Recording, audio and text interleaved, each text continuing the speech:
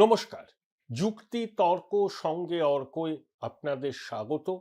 আপনাদের সঙ্গে আমি অর্কপ্রভ সরকার। লাতিন আমেরিকার ভেনিজুয়েলায় কি হচ্ছে আপনারা সবাই জানেন। ৩০০ বিলিয়ন ব্যারেল তেলের মজুদ ভাণ্ডার আছে ভেনিজুয়েলায়, তার মাত্র ১% উত্তোলিত হয় এবং প্রযুক্তি ব্যবহারে দরও না হওয়ায় সেই উত্তোলিত তেলের গুণমান সম্পর্কেও প্রশ্ন আছে। মার্কিন নিষেধাজ্ঞার দরুন ভেনিজুয়েলা সেই তেল রপ্তানি করতে পারে না, যদিও শেভরন দীর্ঘদিন ধরে ১৯২৩ সাল থেকে ভেনিজুয়েলায় তেল উত্তোলনের কাজে যুক্ত। তেলের উপর ভাসছে ৩০ মিলিয়ন মানুষের এই দেশ ভেনিজুয়েলা। অতীতে বামপন্থী হুগো সাভেজ, তারপর মাদুরো, ভেনিজুয়েলার সরকারকে কখনোই বাগে আনতে পারেনি আমেরিকা। তাই এখন মাদক চক্র চালানোর অভিযোগে মাদুরো এবং তার স্ত্রীকে গ্রেপ্তার করে আমেরিকার মূল ভূখণ্ডে নিয়ে আসা হয়েছে এবং আমেরিকার আইনেই তাদের বিচার হবে। প্রেসিডেন্ট ডোনাল্ড ট্রাম্প বলেছেন যে ভেনিজুয়েলার মজুদ যে তেলের ভান্ডার সেটা এখন আমেরিকায় নিয়ন্ত্রণ করবে এবং একই সঙ্গে মেক্সিকো এবং কলম্বিয়ার শাসকদেরও ট্রাম্প হুঁশিয়ারি দিয়েছেন, তারা যদি আমেরিকার বশ্যতা স্বীকার না করেন তাহলে মাদুরোর মতো পরিণতিও তাদের কপালে চুটতে পারে ভবিষ্যতে। ভারত সরকার খুব সংযত প্রতিক্রিয়া দিয়েছে এবং অত্যন্ত দায়িত্বশীল প্রতিক্রিয়া, কারণ ভেনিজুয়েলার সঙ্গে আমাদের দ্বিপাক্ষিক বাণিজ্য সম্পর্ক খুব একটা বড় কিছু নয়। ৪৬ কোটি ডলার রপ্তানি হয়, আমদানি হয়, আর ১৭ কোটি ডলার আমদানি করে ভারত, এবং ভেনিজুয়েলা থেকে ভারত খুব কমই তেল কেনে। এখন বিশ্ব রাজনীতি, অর্থনীতি, কূটনীতি বলুন, সেটা কিন্তু কোনো নৈতিকতার মানদণ্ডে বিচার হয় না, হয় সেটা হচ্ছে পারস্পরিক স্বার্থকে রক্ষা করার জন্য। তাই ভারত সরকারের যে প্রতিক্রিয়া খুব সংযত, আলোচনার মাধ্যমে সমস্যার সমাধান সবসময় চায় ভারত সরকার, এবং ভেনিজুয়েলার অখণ্ডতা, সার্বভৌমত্ব রক্ষার পক্ষেও তারা সওয়াল করেছেন। কিন্তু একবারের জন্য ভারতের বিদেশ মন্ত্রক এখানে আমেরিকার আগ্রাসনের বিষয়টা কিন্তু তোলেনি। যথারীতি বামপন্থীরা হই হই হই হই করে নেমে পড়েছেন। তাদেরকে বুঝতে হবে যে নৈতিকতার মাপদণ্ডে দেশের বিদেশ নীতিকে পর্যালোচনা বা চালানো যায় না। আমাদের স্বার্থের পক্ষে যেটা জরুরি সেটাই ভারত সরকার করবে। যে রাষ্ট্রের সঙ্গে আমাদের সেভাবে দ্বিপাক্ষিক বাণিজ্যও নেই, সেই রাষ্ট্রের সঙ্গে আমেরিকার যে সম্পর্ক, সেই সম্পর্ককে আমরা নৈতিকতার মানদণ্ডে কেনই বা বিচার করব। আমেরিকার সঙ্গে বাণিজ্য চুক্তি দোরগোড়ায় দাঁড়িয়ে আছে। এখন এমন কিছু বিবৃতি ভারত সরকারের দেওয়া উচিত নয় বলে আমার মনে হয়, যেখানে ভারত আমেরিকার বাণিজ্যিক সম্পর্ক শেষ পর্যায়ে দাঁড়িয়ে আছে। চুক্তি, মুক্ত বাণিজ্য চুক্তি, সেটা নিয়ে আবার জলঘোলা শুরু হয়। আমি ভারত সরকারের অবস্থানকে স্বাগত জানাচ্ছি। বামপন্থীরা তাদের মতাদর্শগত কারণে প্রতিবাদ করছেন। হুগো সাভেজকে তো বামফ্রন্ট সরকার কলকাতাতে নিয়েও এসেছিলেন, সম্ভবত ইডেন গার্ডেন্সে বা নেতাজি ইন্ডোরে তার সম্বর্ধনা সভা পর্যন্ত হয়েছিল, সে ২০০৮ সালের কথা। তাই বামপন্থীদের প্রতিবাদ অনেকটা নৈতিক প্রশ্নে। তারা মাদুরোকে বামপন্থী বলে মনে করেন। আসলে বামপন্থী নন মাদুরো, তিনি কার্যত সোশ্যাল ডেমোক্র্যাট। কিন্তু ভারতবর্ষের পররাষ্ট্র নীতি দেশের মানুষের স্বার্থ কোথায় সুরক্ষিত থাকবে সেটার উপরই নির্ভর করবে। আজকে আমার প্রতিবেদনের শিরোনাম কি? বড় খেলা শুরু হয়ে গেল, ভাঙনের পথে তৃণমূল।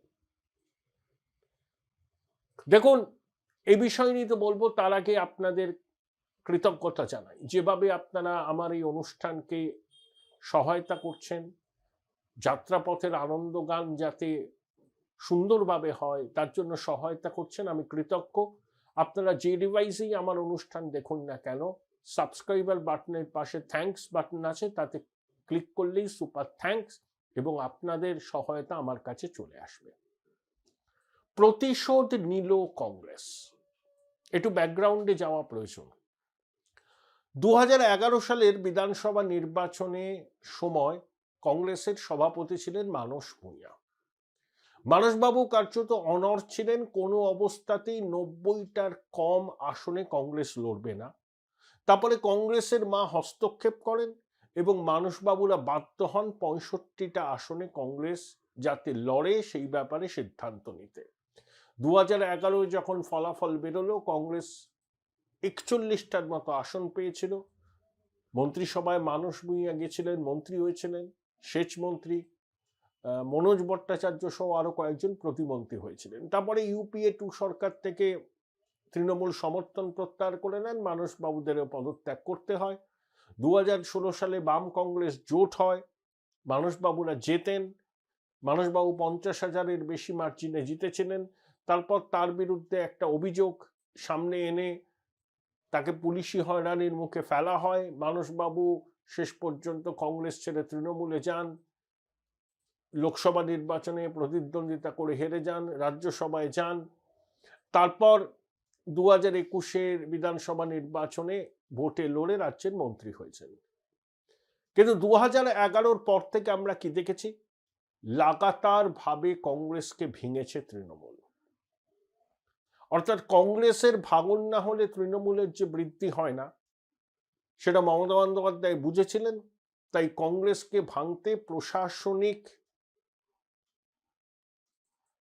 ব্যবস্থাকে কাজে লাগিয়েছিলেন, প্রশাসনকে কাজে লাগিয়েছিলেন।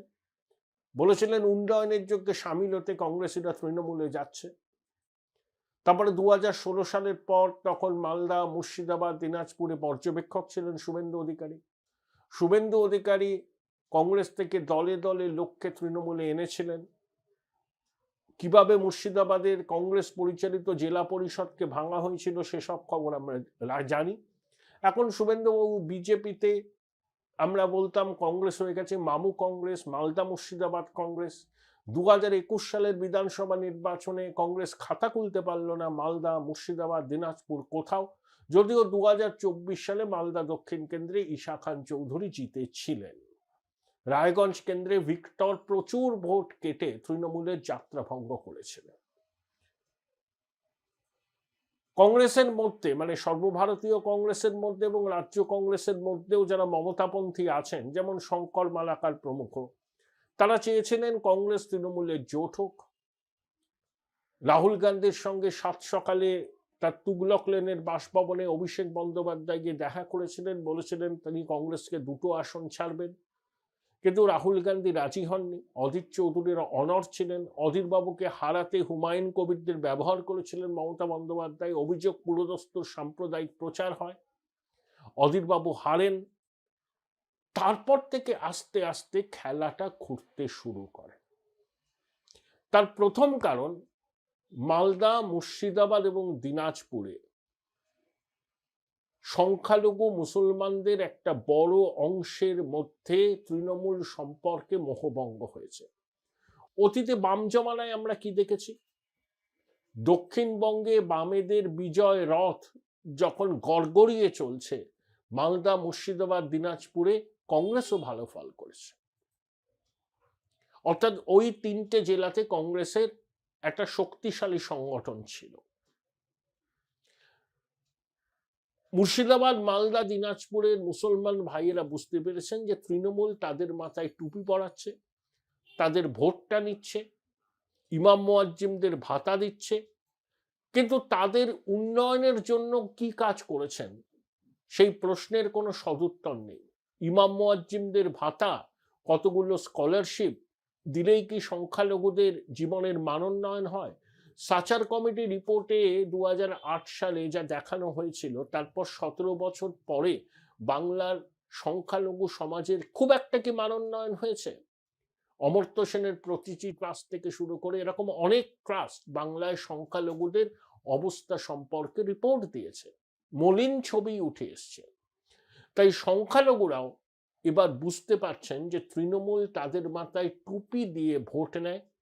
মন্ত্রিসভায় তাদের যৎকিঞ্চিত প্রতিনিধিত্ব, আকরুজ্জামান, সিদ্দিকুল্লাহ চৌধুরী অকিঞ্চিতকর মন্ত্রিত্বে আছেন, তাদের বাজেট কিছুই নয়। চৌধুরী সাহেবের বরাদ্দেও দপ্তরের বরাদ্দ 8 কোটি টাকা, আকরুজ্জামান বিদ্যুৎ প্রতিমন্ত্রী, ফাইল আসে না। আর ফিরহাদ হাকিমকে বাংলার মুসলমানরা তাদের নেতা বলে মানেন না। ফিরহাদ হাকিমকে তারা দিদির বিশ্বস্ত সঙ্গী, ভাই হিসাবেই দেখেন। তাই ফিরহাদ হাকিম গুরুত্বপূর্ণ মন্ত্রকের দায়িত্ব পাওয়া মানে এই নয় যে মুসলমানদের প্রতিনিধিত্ব মমতার ক্যাবিনেটে। এই আবহেই যখন সবাই বলছেন যে মুসলমানরা দিদির পাশে আছে, 2021-এর ফলাফলেরই নাকি পুনরাবৃত্তি হচ্ছে, এই আবহে প্রথমে হুমায়ুন কবির সাসপেন্ডেড হলেন, বাবরি মসজিদ তৈরি করবেন বললেন, নতুন দল তৈরি করেছেন। মুর্শিদাবাদে হুমায়ুন তৃণমূলকে সিঙ্গেল ডিজিটে নামিয়ে দিতে পারেন, সেটা শাসক জানে, আইপ্যাকও জানে। এই যখন পরিস্থিতি, দিদিমণির শিরোপ্পীরা বাড়াচ্ছেন হুমায়ুন, ঠিক তখনই বরকত গনি খান চৌধুরীর ভাগ্নি মৌসম বেনজির নূর রাজ্যসভার সাংসদ পদ থেকে ইস্তফা দিয়ে দিল্লিতে জয়রাম রমেশের উপস্থিতিতে কংগ্রেসে যোগদান করলেন। মৌসম যে আবার নমিনেশন পেতেন না এরকম কি কোনো গ্যারান্টি ছিল নাকি? আমি তো যতদূর শুনেছি যে বরকত সাহেবের পরিবারের সদস্যকে পুনরায় নমিনেশন দেবে না বলেও তৃণমূল কোনো চূড়ান্ত সিদ্ধান্ত নেয়। মৌসম লোকসভার সদস্য ছিলেন, 2019 সালে তিনি তৃণমূলে যোগদান করেন, রাজ্যসভার সদস্য হন। তাহলে মৌসুমের চলে যাওয়া খুবই সিগনিফিক্যান্ট। বরকত সাহেবের পরিবারের সদস্যা, জনপ্রতিনিধি, আগেও ছিলেন, এখনো আছেন। ঠিক ভোটের 2-3 মাস আগে মৌসম তৃণমূল ছেড়ে কংগ্রেসে যোগদান করলেন এবং এরপরে শোনা যাচ্ছে কৃষ্ণেন্দু নারায়ণ চৌধুরী সহ আরো অনেকে কংগ্রেস ছেড়ে তৃণমূল ছেড়ে কংগ্রেসে যোগদান করবে। Join Indian Institute of Hotel Management now. Right choice, right decision. ইতিমধ্যে অমল আচার্য উত্তর দিনাজপুরে তিনি কংগ্রেসে যোগদান করেছেন। আমি আগেও অনেক ভিডিওতে বলেছি, মালদাতে তৃণমূল এবার খাতা খুলতে পারবে না। বিজেপি যদি যোগী আদিত্যনাথের মতো কোনো পোলারাইজিং ফিগারকে প্রচারে না আনে, লড়াইটা বিজেপির সঙ্গে বাম কংগ্রেসের হবে। তৃণমূল 3য় স্থান দখল করবে মালদায়। কিন্তু যোগী আদিত্যনাথের মতো পোলারাইজিং ফিগারকে প্রচারে আনলে ফলাফল আবার অনেকটা তৃণমূলের অনুকূলে যেতে পারে। মুর্শিদাবাদে হুমায়ুন কটা আসন পাবেন বা আদৌ পাবেন কিনা সে প্রশ্নের সদুত্তর নেই, কিন্তু হুমায়ুন তৃণমূলের যে ক্ষতি করবেন অতি বড় তৃণমূল সমর্থকও সেটা জানেন। তাহলে মুর্শিদাবাদে 22টা আসন আছে, মালদায় বোধহয় 11টা আসন আছে। মুর্শিদাবাদের 22টা আসনের মধ্যে তৃণমূল আগের বার 20টা পেয়েছিল, বিজেপি পেয়েছিল মুর্শিদাবাদ এবং বহরমপুর। মালদাতে বিজেপি কয়েকটা আসন পায়, বাকি সব তৃণমূল। তাহলে ওই 33টা আসনের মধ্যে তৃণমূল যদি 6-7টা আসনে নেমে আসে, কিভাবে ক্ষমতা দখল করবে তারা? 20টা থেকে যদি 5টায় নামে মুর্শিদাবাদে, মালদায় যদি খাতা খুলতে না পারে, এখানেই তো 20-22টা আসনের শর্ট হয়ে গেল। কারণ মালদা, মুর্শিদাবাদ এবং উত্তর দিনাজপুরের সংখ্যালঘুরা এবং 100টার মধ্যে 91টা ভোট কোনো অবস্থাতেই তৃণমূলকে দেবে না। বাম এবং কংগ্রেসকে তারা বিজেপি বিরোধী লড়াইয়ে অনেক বিশ্বাসযোগ্য শক্তি বলে মনে করে।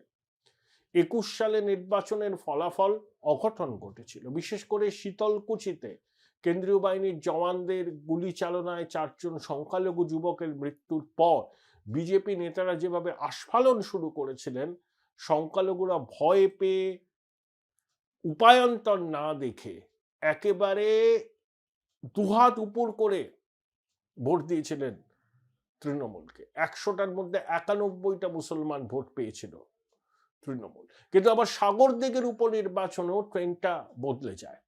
2023-এর পঞ্চায়েত নির্বাচনে মুর্শিদাবাদ, মালদায় প্রবল প্রতিকূলতা সত্ত্বেও বিরোধীরা ভালো ফল করেছে। কারণ গৃহপালিত অনুপ্রাণিত নির্বাচন কমিশনার, প্রশাসন শত চেষ্টা করেও নিরঙ্কুশ করতে পারেনি তৃণমূলকে, অন্তত গ্রাম পঞ্চায়েত এবং পঞ্চায়েত সমিতি স্তরে।